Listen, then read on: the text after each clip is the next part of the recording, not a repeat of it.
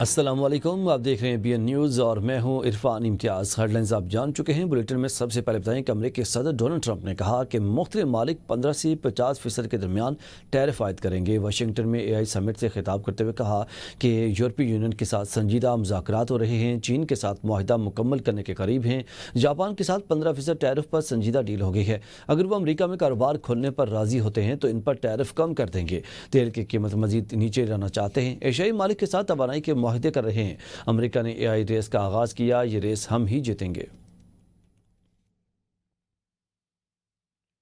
آزاد حکومت ریاست جموں کشمیر نے پولیس اہلکاروں کے لیے ایک بڑا فیصلہ کرتے ہوئے مالی مراعات میں نمایاں اضافہ کر دیا۔ حکومت نے رزق الاؤنس، یونیفارم الاؤنس اور راشن الاؤنس میں اضافے کے نوٹیفیکیشن جاری کر دیے۔ نئے فیصلے کے مطابق یونیفارم الاؤنس سب کانسٹیبل، ہیڈ کانسٹیبل اور اے ایس آئی کی ماہانہ تنخواہ میں شامل ہوگا، جبکہ راشن الاؤنس میں 1000 روپے ماہانہ اضافہ کیا گیا۔ رزق الاؤنس کو 1 ماہ کی ابتدائی بنیادی تنخواہ کے برابر کر دیا گیا۔ تمام الاؤنسز کا اطلاق 1 جولائی سے ہوگا۔ اس حوالے سے ہمارے ساتھ نمائندہ B N news Rizwan Abbasi line پہ موجود ہے۔ رضوان عباسی، بتائیے گا کہ مزید کیا تفصیلات ہیں؟ دیکھیں، آزاد حکومت ریاست جموں کشمیر میں محکمہ پولیس کے جو افسران اور اہلکاران ہیں ان کے لیے مالی مراعات میں نمایاں اضافہ کر دیا، اور یہ اضافہ گزشتہ روز آزاد کشمیر کے جو کابینہ کا اجلاس ہوا تھا اس میں منظوری دی گئی تھی۔ فائنانس ڈپارٹمنٹ کی جانب سے 3 علیحدہ نوٹیفیکیشن بھی جاری کیے گئے ہیں، جن میں رزق الاؤنس، یونیفارم الاؤنس اور راشن الاؤنس میں ترمیم کی گئی ہے۔ نوٹیفیکیشن کے مطابق police constable, head constable, A S I اور سب انسپیکٹرز کے لیے یونیفارم الاؤنس کو اب باقاعدہ طور پر ان کی ماہانہ تنخواہ کا حصہ بنا دیا ہے، اور اس طرح راشن الاؤنس میں 1000 روپے کا بھی اضافہ کیا گیا ہے، جو کہ 14 جون 2024 کے نوٹیفیکیشن کے تسلسل میں 1 جولائی 2025 سے نافذ العمل ہوگا۔ سب سے اہم پیش رفت کے تحت آزاد کشمیر پولیس کے جو افسران اور ملازمین ہیں ان کو رزق الاؤنس اب بی پی ایس 2015 کی جو ابتدائی بنیادی تنخواہ تھی اس کے مساوی کر دیا گیا ہے، اور جو کہ 1 ماہ کی بنیادی تنخواہ کے برابر ہوگا۔ یہ تمام رات 1 جولائی 2025 سے نافذ العمل ہوں گی۔ صدر ریاست آزاد جموں و کشمیر نے رول آف بزنس 26A1 کے تحت اس کی منظوری دی ہے۔ اور ادھر ایک اور بات قابل ذکر ہے کہ پولیس اہلکاروں کے جو واٹس ایپ گروپس ہیں ان میں یہ پیغام گردش کیا جا رہا ہے کہ جس میں اپنے جو سپاہی ہیں ان کو یہ کہا جا رہا ہے کہ اپنی جائز تعیناتی پر صبح حاضری کو یقینی بنایا جائے، اور یہ پیغام اس بات کی یقین دہانی ہے کہ کسی اہلکار کے خلاف کوئی تعدیبی کارروائی نہیں کی جائے گی۔ اور دوسری جانب یہ بھی کہا جا رہا ہے کہ جو آزاد کشمیر کے جو ملازمین ہیں پولیس کے، ان کے مطابق جو ان کے 80% جو مطالبات تھے ان پر عمل درآمد کیا جائے، بصورت دیگر دوبارہ احتجاج اور دوبارہ دھرنے بھی شروع کیے جا سکتے ہیں۔ جی شکریہ رضوان عباسی، اپڈیٹ کر رہے تھے۔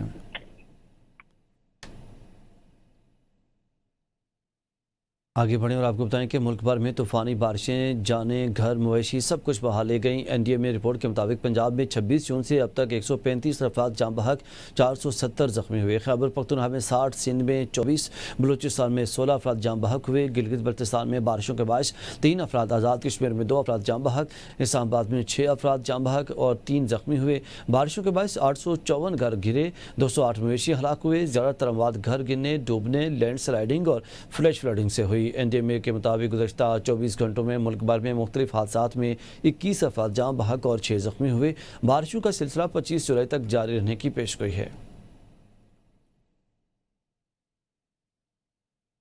چلاس میں سیلابی صورتحال کے باعث قراقرم شاہراہ جزوی بحال بابو سر روڈ بند ہے۔ 33 سیاحوں کو نکالا گیا، 17 لاپتہ ہیں، 39 سڑکیں بند، سروسز متاثر ہیں۔ سیاحوں کو سفر مؤخر کرنے کی ہدایت کی گئی ہے۔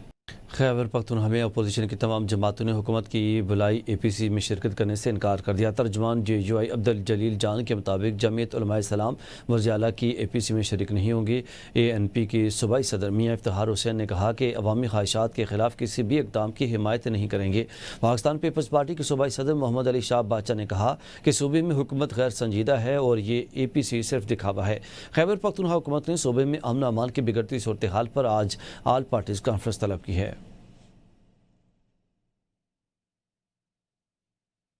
بانی چیئرمین سے جو لسٹ ملی اس میں مراد سعید، فیصل جاوید، مرزا آفریدی، عرفان سلیم کے نام تھے۔ وزیر اعلیٰ خیبر پختونخوا کا کہنا ہے کہ بانی چیئرمین نے دوبارہ لسٹ اپڈیٹ کر کے نور الحق قادری کا نام آگے لانے کا کہا اور عرفان سلیم کا نام ڈراپ کیا۔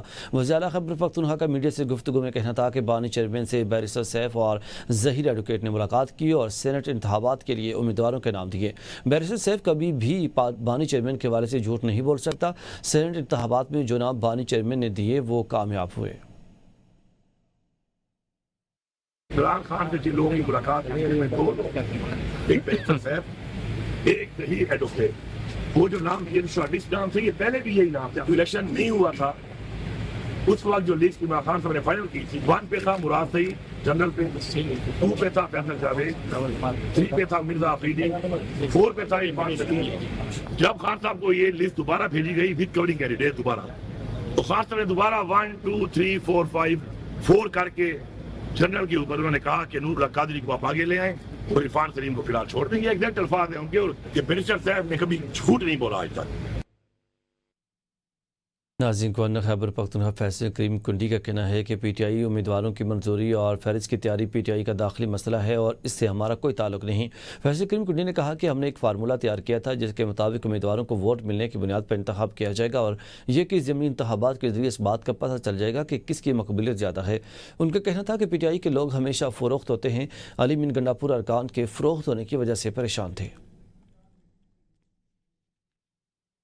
सेनेटर अली जफर का कहना है कि शाह महमूद कुरैशी पर जो 7-8 केसेस हैं, इनमें से 70% में ज़मानत हो चुकी है। ABN न्यूज़ के प्रोग्राम सवाल से आगे में गुफ्तगू करते हुए उन्होंने कहा कि अदालती फैसलों के बाद दीगर केसेस में भी ज़मानतें हो जाएंगी और वो बहुत जल्द बाहर आ जाएंगे। Shah Mahmood Qureshi senior vice chairman हैं और वो उसी अहदे में अपना किरदार अदा करेंगे।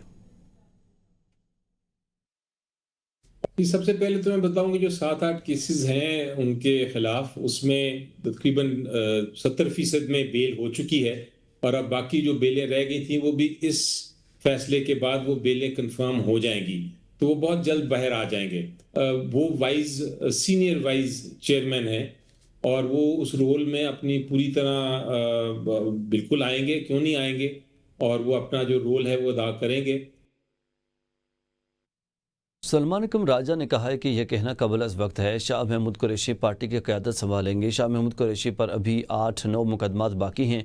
ऐसा नहीं वो बाहर आ रहे हैं, अभी देखते हैं क्या होता है। फैसला साज मनसूबा साज क्या करना चाहते हैं। हम लड़ते रहेंगे, हम अदलिया की आज़ादी के लिए बात करते रहेंगे। पूरा निज़ाम कंट्रोल में है, ये आवाम के लिए चैलेंज है। जिंदा कौमें जवाब दिया करती हैं। वो इस्लामाबाद हाई कोर्ट में मीडिया से गुफ्तगू कर रहे थे। देखिए, ये कहना बिल्कुल कबल अज़ वक्त है। शाह महमूद कुरैशी साहब के खिलाफ अभी 8-9 मुकदमात और हैं, तो ऐसा नहीं है कि वो बाहर आ रहे हैं। जो ये फस्तायत है उसका हम सब शिकार हैं, इसमें किसी के लिए कोई इस्तिस्ना नहीं है। लिहाजा कोई गलत मफरूज़ा ना कायम किया जाए। एक मुकदमे में अगर किसी को बरीयत मिल गई है तो बाकी में भी मिल जाएगी। इसलिए अभी देखते हैं क्या होता है। जो मनसूबा साज हैं, जो फैसला साज हैं, वो क्या करना चाहते हैं इस मुल्क के साथ, इस मुल्क की सियासत के साथ, इस मुल्क के अदालती निज़ाम के साथ, वो हमारे सामने है। और ये एक खौफनाक सूरत हाल है। ये एक ऐसी सूरत है जिसको हमें कबूल नहीं करना चाहिए। इसका ताल्लुक PTI से नहीं है, इसका ताल्लुक पूरी कौम से है। पूरी कौम को ये बताया जा रहा है कि निज़ाम इंसाफ जो है वो अब एक निज़ाम इंसाफ नहीं रहा, बल्कि वो सियासी हमलों का एक ज़रिया बना दिया गया है। सवात में मदरसे में 12 साल के तालिब इल्म पर बेहमाना तशद्दुद और कत्ल का वाक़या। पुलिस ने 10 अफराद को गिरफ्तार कर लिया है। मज़ीद 2 मरकज़ी मुलज़मान की तलाश में छापे जारी हैं। नाज़रीन, यूटिलिटी स्टोर्स कॉरपोरेशन के मुलाज़मीन का धरना जारी है। मुज़ाकरात का पहला दौर नाकाम हो गया। सेक्रेटरी वज़ारत सनअत व पैदावार से जॉइंट एक्शन कमेटी के मुज़ाकरात का पहला दौर नाकाम हो गया। मुलाज़मीन डट गए और कहा कि अपना हक लिए बगैर वापस नहीं जाएंगे। Arif Shah joint action committee के नुमाइंदे का कहना था कि वज़ीर-ए-आज़म अपना गैर कानूनी और गैर आइनी हुक्म वापस लें और कल 10 बजे अपने आइंदा लहमल का ऐलान करेंगे। और मुजाहिरीन ने DCO की जानिब पेशकदमी का ऐलान कर रखा है। इस्लामाबाद पुलिस ने मुजाहिरीन की पेशकदमी रोकने के लिए बड़ी तादाद में एहलकारों को तैनात कर रखा है।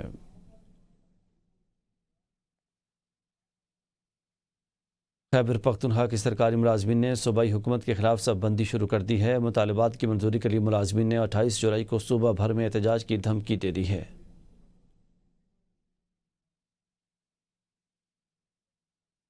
सूबाई हुकूमत के रवैये से नाराज सरकारी मुलाजमीन अपने मुतालबात की मंजूरी के लिए एक बार फिर मुत्तहिद होकर मैदान में आने को तैयार हैं। All government employees grand alliance Khyber Pakhtunkhwa का अपने मुतालबात के हल के लिए government high secondary school number 2 Peshawar city में एक मुशावरती जरगा मुनाकिद हुआ, जिसमें secretariat मुलाजमीन, एपका ladies health workers, professors association class 4 की नुमाइंदा तंजीमों के रहनुमाओं ने शिरकत की। जरगा के शुरका ने अपनी तजावीज़ और सिफारिशात पेश की। بابائے آگیگا سمیع اللہ خلیل اور وحید اللہ خٹک نے ABN نیوز کو بتایا کہ صوبائی حکومت نے وفاق کے طرز پر DRA دینے کا وعدہ کیا تھا اور اسمبلی چوک پہ ہونے والے مظاہرے کے دوران صوبائی وزیر سجاد بارکوال کی زیر قیادت کمیٹی نے بجٹ کے بعد 30% اضافے کی یقین دہانی کرائی تھی. منسٹر نے بھی یقین دہانی کی ہے اور جو فائنانس کے ذمہ دار افسر انہوں نے بھی یقین دہانی کی ہے کہ ہم یہ مسئلہ حل کرنا چاہتے ہیں. اگر واقعی وہ مفلس ہے تو فوراً اس میں نوٹیفیکیشن جاری کرے. بصورت دیگر ہم پھر احتجاج کی طرف جائیں گے. ہم ڈیمانڈ کر رہے ہیں فیڈرل طرز پہ 30% اور گریڈ 1 سے لے کر 22 تک. ابھی تو چھوٹی میٹنگ کنٹینیوڈ ہے. میٹنگ میں یہی لائحہ عمل آئندہ کا بنایا جائے گا کہ مستقبل میں ہم نے کیا کرنا ہے. لیڈیز ہیلتھ ورکرز کی صدر رفت سید قمر اور کلاس 4 ملازمین کے صدر اکبر خان نے ABN کو بتایا کہ وفاق اور آزاد کشمیر میں DRA میں 30% اضافہ ہو چکا ہے، لیکن خیبر پختونخوا حکومت صرف وعدے کرتی رہی، عمل درآمد نہ ہو سکا. ان کا کہنا تھا کہ اپنے مطالبات کی منظوری تک احتجاج جاری رہے گا. آگیگا کے پلیٹ فارم سے ملازمین نے واضح پیغام دیا کہ اس بار کسی کے جھانسے میں نہیں آئیں گے، مطالبات منوا کر ہی اٹھیں گے اور اگر ضرورت پڑی تو دمادم مست کلندر سے بھی گریز نہیں کیا جائے گا. وفاقی وزیر خوراک رانا تنویر حسین کی زیر صدارت شوگر سیکٹر پر اجلاس چینی کی قیمتوں کا جائزہ لیا گیا. اجلاس میں چینی کی قیمتوں میں واضح کمی پر گفتگو ہوئی اور 200 روپے سے کم ہو کر 175 روپے فی کلو تک پہنچ گئی ہیں.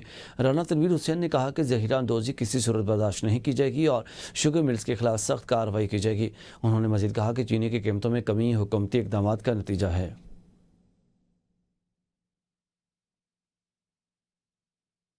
کراچی میں کال سینٹر گروہ بے نقاب. ریک کی ٹیم جعلی کورونا ٹیسٹ کٹس، غیر ضروری بریکس اور جینیاتی ٹیسٹ کے ذریعے کروڑوں کا فراڈ کر رہی تھی.